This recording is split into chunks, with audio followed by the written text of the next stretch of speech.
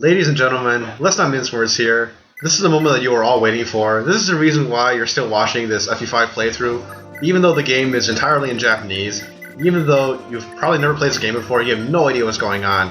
You know that something magical is about to happen. So welcome to Chapter 18 of my Fire Emblem 5 Paragon Mode 0% Gross playthrough, brought to you by Don151 and Mekkah. Hey, I'm not too excited. I'm not sure why you are, because this is always a really boring chapter for me. All you have to do is warp boss killer, warp Leif, kill boss, and seize, and that's chapter 18, completed in one turn. We'll see you next time. Yeah, I don't really see what the problem is unless you're a really bad player, or unless you're recruiting like Xavier. Well, Mekkah, if you recall the triple S requirements, we do have to recruit everybody, and that everybody includes the hardest character to recruit in all of Fire Emblem, also known as Xavier. So, what is it about Xavier that makes this chapter not take one turn? Well, most units you just kind of talk to them with your lord or something, and they are like, hey, you want to join us? And they're like, yeah, sure, just hand me the blue paint, and you give them a nice coat, and you're done. But Xavier, he's a little bit more stubborn, or actually he's in a bit of a predicament. You see, the real boss of this chapter is kind of a dick, and he's imprisoned a bunch of civilians, and these civilians are somehow connected to Xavier's lieutenants, the armor knights in the center of the room. Basically, Xavier does not want to join you unless he knows that the civilians and the armor knights are safe. For that to happen, the civilians have to talk to the armor knights and turn them green. And until that's happened, Xavier will just sit there and maybe attack you and definitely not join you. So, there are many factors that conspire to fuck up the player's strategy if he decides to recruit Xavier. One of the things that make recruiting him so hard is that each particular NPC has a particular armor knight that they have to talk to. There's no way to know this ahead of time unless you experiment with it or consult a guide. And to make things even more confusing, two of the NPC units have the same portrait, so sometimes you get them mixed up and they end up talking to the wrong person. But beside that, the one thing I want to point out at the very beginning is this is one of the first chapters in the game where our starting group is split into two different armies, and so because you cannot manipulate your starting formation in the preparations menu of the current chapter, this means that we had to manipulate our formation for many chapters prior to this. So if you were to, for example, go back to our chapter 15, 16A, 17A videos, you should take close note of what units I choose to deploy and what units I choose to not deploy, even if those units are completely useless within those particular chapters. The reason why I chose to deploy them and undeploy them in a particular fashion is so that I get the most optimal deployment configuration in this chapter. And that's a strategy that we'll be using for several subsequent chapters down the line that also have split groups. So in this chapter, for example, on the left-hand side, because we want to be transporting the NPCs as quickly as possible, we decide to deploy most of our 7-move units there. So units such as Dagdar, Pahn, Asvel, Sarah after she promotes. And then we also have Lara over there to help sweep things along with her dancing. Conversely, the right side of the map is not very busy, so everybody else that fills a significant role starts over there. One important thing we have to do is unlock both the door to the throne room on the left and the door on the prison cell all the way on the left. And the best way to do that is what we did. We unlocked the prison door using Tina's unlock staff, and we used warp to get someone with the door key to the door on the throne room. This is important because if the civilians and the armor knights don't see a path to each other, they will just refuse to move. The civilians also need the armor knight that's guarding the door to be out of the way, which is why we put Leif up as capture bait, because the armor knight really likes to capture people, even if his purpose is just to guard the door. And that way the civilians start to move and we can finish this chapter one turn early. Now the reason we warped Dean over there with Linoan in his bag is because Dean is going to perform most of the combat needed in this chapter to recruit Xavier. For one, he's really good at killing these Leonster soldiers right here. Even though they're affiliated with Leonster, we can't really turn them green, so we just want them out of the way so they don't mess with our strategies. He has a perfect chance of critting them with the Thunder Sword because of his Linoan support and his 5% critical. So that's really nice, and he'll also be really good at using the Sleep Sword, which you'll see in a bit. Most supports in this game, as you recall, give plus 10 hit and plus 10 avoid to the recipient, only a small handful of supports in this game give plus 20 hit and plus 20 avoid, and those are generally reserved for like very special relationships, for example between Glade and Selfina, who are married. Linoan also gives Dean plus 20 hit and plus 20 avoid. This is especially important because the sleep sword that Dean's going to use throughout most of the chapter does not have very good accuracy and is also very heavy, so we want him to be able to hit the enemies such that he doesn't miss and screw up our strategy. The sleep sword is heavy enough that Dean only has 2 attack speed when he attacks with it. This is a blessing in disguise because it means that he's not going to double an accident and waste extra uses or potentially kill anybody if he gets too many critical hits. But on the other hand, because he only has 1 chance per round of combat to put an enemy to sleep, it's pretty imperative that he hit. So the plan seems to be that we're going to start putting these armor knights to sleep, but Mekkah, why should we do that? Because if I recall correctly, in pretty much every other Fire Emblem game, if you put someone to sleep, you can't talk to them. Well, this game is no exception in that it accepts that like silencing or putting someone to sleep is means that they shouldn't be able to talk. And in most cases it works that way. Like for example, when Karin had to talk to Misha, if you put Misha to sleep first, then Karin will not be able to talk to her, the comment won't pop up. But for some reason, the NPCs in this chapter bypass this check. So when a civilian tries to talk to an armor knight, they will be able to, regardless of whether they're asleep or not. And that might be intentional because it makes this chapter a whole lot more reliable. See, the thing is, if you don't put them to sleep, and like one armor knight is converted and another is not, then they'll start attacking each other. And if an armor knight dies while he's red, then we can no longer convert him, so Xavier will not join us, because we failed to keep his guys safe. Also, we have to kill the Frege armor knights that are among the Leonster armor knights, because they will try to screw shit up no matter what.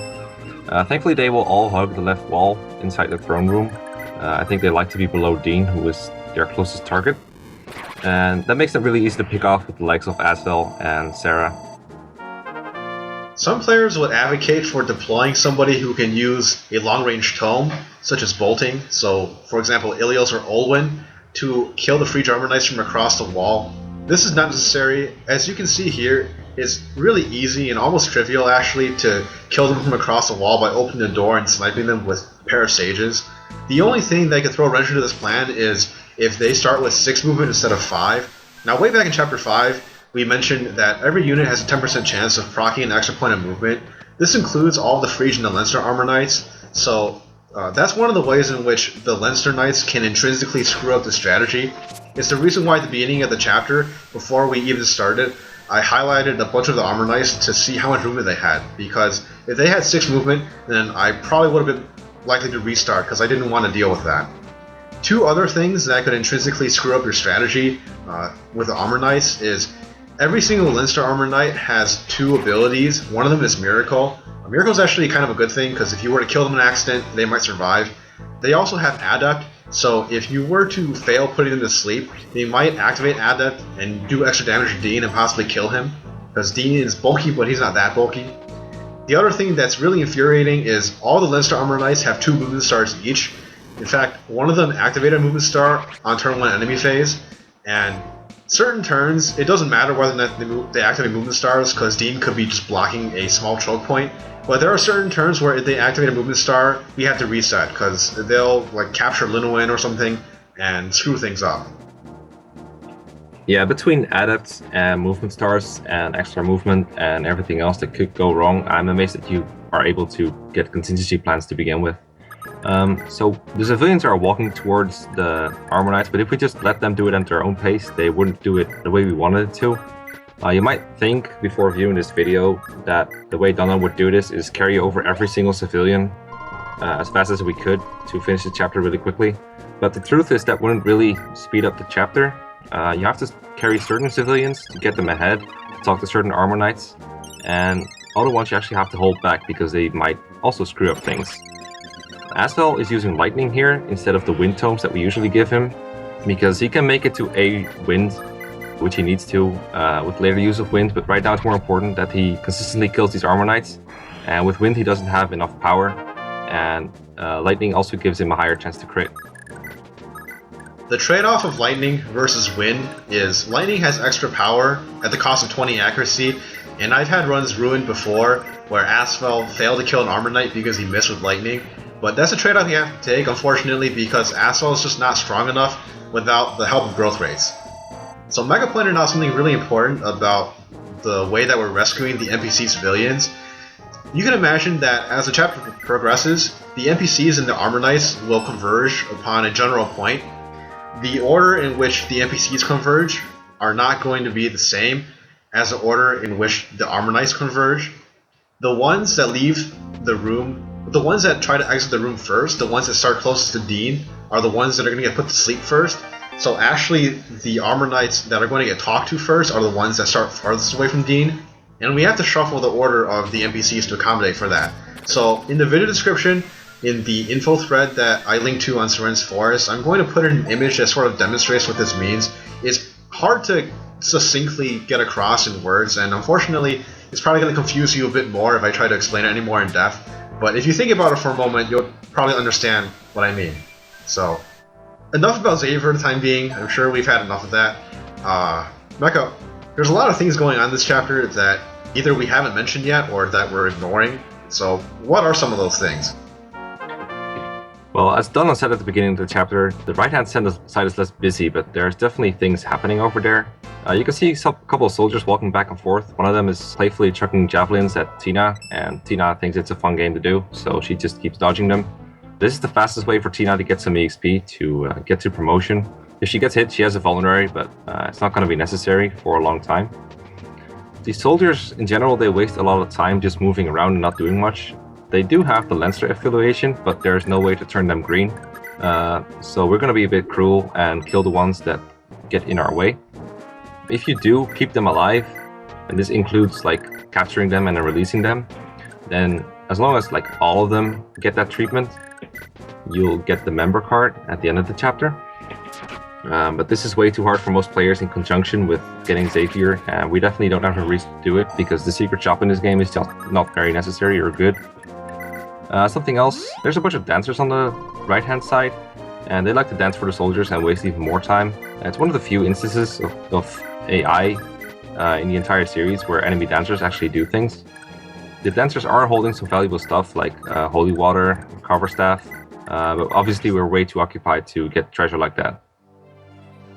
One of the dancers also has a luck ring, which would have been really nice to have, because it's one of the few instances in Fire Emblem where having extra luck is nice, but unfortunately we cannot dedicate enough resources to try to get them. It's actually, I can't even think of reasonable ways to get the items that the dancers have without somehow killing the thief so that he doesn't unlock the door. And in order to do that, you're going to need like a bolting critical, or you're going to need to warp somebody to block the door or to kill him. So I'm not too sure how you're supposed to get all the dancer items without doing that. Some of the other treasures on this map that we should talk about, the first one and the most important one is the body ring that we got very early on. It's the treasure chest on the right that is basically inaccessible without the use of either an unlock staff or a warp staff. And in fact, you pretty much have to use either of these items to get it, because very early a thief will reinforce, pilfer the chest, and then run away on like turn 4. Body ring is pretty important in a 0% growth playthrough, because in order for thieves to steal certain items, they need to have enough constitution, and the warp staff in particular requires a certain amount of constitution to get, so that's why we got the body ring.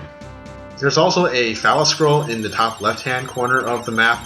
That one's not important in this context, obviously, because it's not going to give growth, and we have enough scrolls to mitigate critical already. In a casual playthrough, it's pretty helpful because it gives pretty decent stat boosts.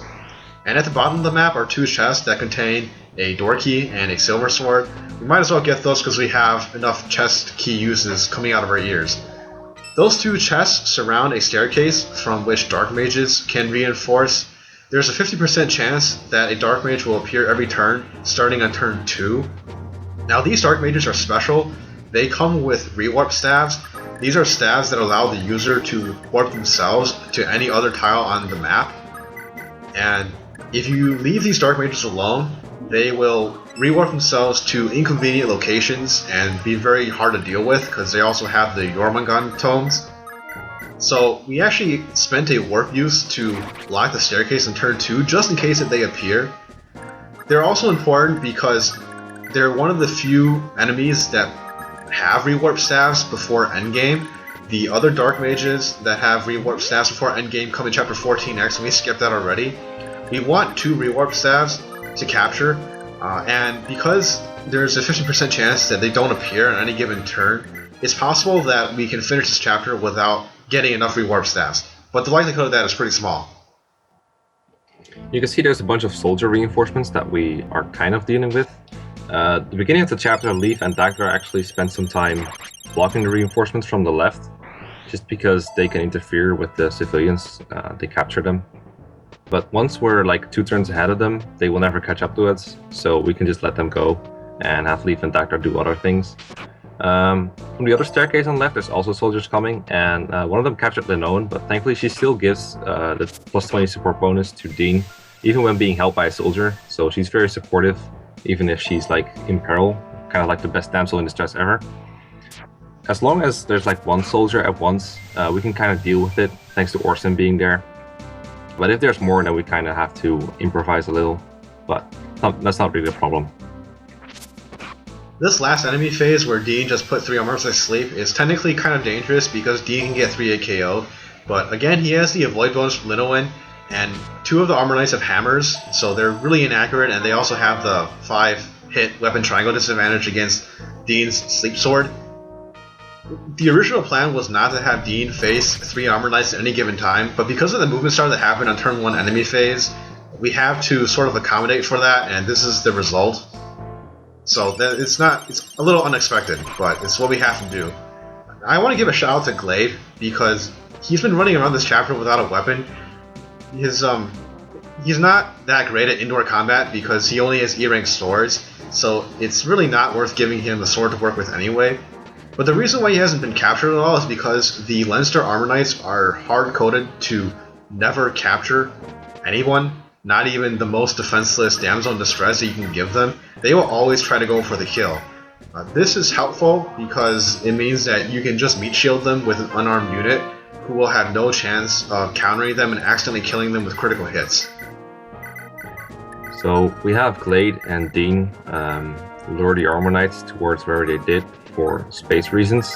This is also where the civilians have the easiest time talking to the Armor Knights, because they just need room to maneuver. The more ways that the civilians have to move towards these Armor Knights, the better it is.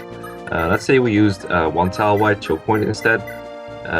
If there is any enemy whatsoever within that corridor, then the civilians would not be able to move through, because green units and also blue units, they cannot move through the red units. So that's why we're taking this very open space. In theory, we could use the throne room, but it's just not feasible to get there in time, so this is the next best thing. Having a 2-tile wide corridor also gives us the option of potentially having spaces in which there are 2 adjacent open tiles, and the reason why this is important is that it allows us to pick up an NPC, move somebody in front, and then drop the NPC so that the NPC will be able to talk to an Armor Knight that's pretty far away from where they originally started. Additionally, another thing that's really helpful about having a 2-tile wide corridor is that it gives us different possible Armor Knights for the NPCs to talk to, because as the chapter progresses, there are more and more things that can go wrong that will not go according exactly to plan. And if there are more options for potential NPCs to talk to potential Armor Knights, then that aids with reliability. So at the start of the map, we deployed 3 7-move units on the left side, and now we have 4 because Sarah promoted from Sister to Sage. Sister is a really bad class because it only has 5 movement, but thankfully Sage is just a really broken thing to promote to, as we know because of Asvel. 7 movement helped in this chapter, and what also helps is that Sarah gets a ton of magic and skill from this promotion, which makes her better offensively and a more reliable warper, thanks to that 17 skill she has right now. Unfortunately, her durability is really bad. Yeah, if you were to define glass cannon, Sarah would be one of the first entries in the dictionary because her stats are very lopsided towards offense. After promotion, she has 17 magic, 17 skill, and 14 speed, but only 14 HP and 3 defense. To mitigate that slightly, we're going to give her a shield ring, even though it's only going to give her plus 2 defense. It's necessary for something later on that she has to do. I also want to give a shout out to Ralph, who's been doing an excellent job capturing the enemy Dark Mages with the aid of Karin. Karin is serving as capture bait so that the Dark Mages not only choose to not rewarp themselves to annoying places on the map, but also so that they cut their stats in half so that when Ralph tries to capture them, they will have less defense, and he's pretty much guaranteed to one-round KO them, even at half strength with a Master Sword. I thought you were a solid tactician, but you just let a soldier slip by and kill a Green Knight, and now we're gonna have to reset, all because of that. I don't know why you keep making these questionable decisions, like, you fucked up this recruitment, you let Fergus go, what's wrong with you? And to make matters worse, Xavier is now deciding to attack his own guy. Like, what the heck? Wasn't the whole point of Xavier that he wanted to protect his lieutenants, so why is he executing his traitors? Anyway, nothing to worry about. We don't have to reset. The only requisite for recruiting Xavier is that all 8 Leonster Knights be talked to and turned green, but they do not have to survive afterwards, and the civilians also do not matter after they talk to their respective armor knights. So they can get captured, they can get murked in 50 different ways. It doesn't matter, as long as they are all talked to, we're fine. Now after all 8 have been talked to, Xavier's AI changes. He no longer becomes aggressive, and he'll start making a beeline straight for Leif to try to recruit himself. If you weren't aware of him becoming pacifist, though, you might think that he's going for your units and run the hell away, but we're not going to deal with any of that. We're just going to take advantage of Leif's augmented movement and recruit Xavier as soon as we can. So, and then afterwards, Xavier is in actually the perfect position to prepare himself for a round of combat against the enemy boss. Gustav is a giant pain in the ass, just like Xavier's recruitment. He has 20 defense plus that throne bonus, which is really hard to penetrate.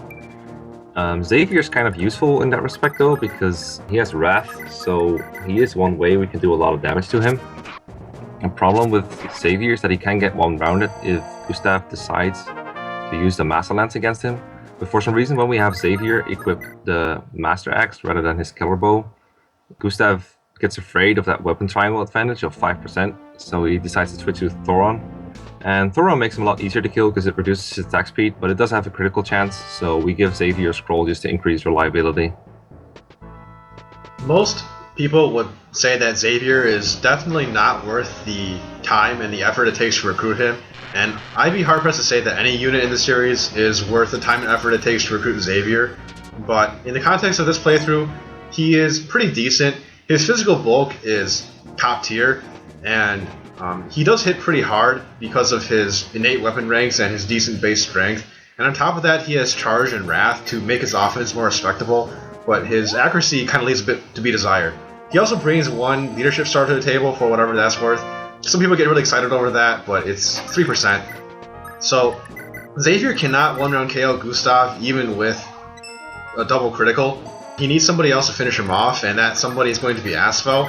Asvel can actually one-round KO Gustav even without the assistance of Xavier if he gets a Grafcalibur hit and a Grafcalibur critical. And because we have support bonuses helping him, he has really high accuracy, so he's probably not going to miss. But just in case he does, Xavier's extra damage comes in handy, and we have Salem also waiting in the wings to potentially do some kill damage. So once we do that, Leif seizes the throne. That's chapter 18 completed in 9 turns, and Leif finally gets his long-awaited promotion, which I assure you is fantastic. Yeah, I mean, his sprite gets turned around and he gets +1 in some stats. It doesn't really get any better than that. You know, in the Game Boy Advance FE games, Paladins get like +1s to all stats, and Paladins are a pretty good class, so correlation there? Perhaps? Maybe?